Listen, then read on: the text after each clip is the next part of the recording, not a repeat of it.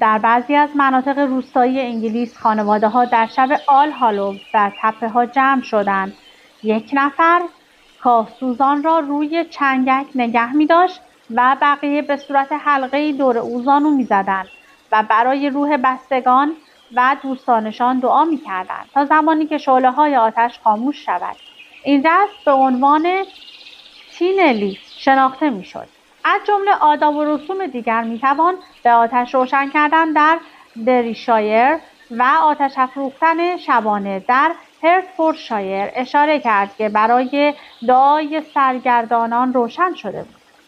افزایش محبوبیت شب گای فاکس یا 5 نوامبر از سال 1605 به بعد بسیاری از سنت‌های هالووین را جایگزین آن تعطیلات کرد و محبوبیت هالووین در بریتانیا کاهش یافت.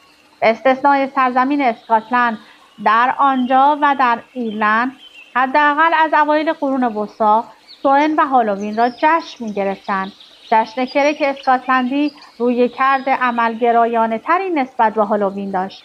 در این مراسم چرخه زندگی و مناسک گذار جوامع و همچنین محافظت از بقای آن در کشور مهم تلقی می‌شد. در فرانسه برخی از خانواده‌های مسیحی شب آل هالووز کنار مزار عزیزانشان نماز خواندند و ظرف‌هایی پر از شیر برای آنها می‌گذاشتند.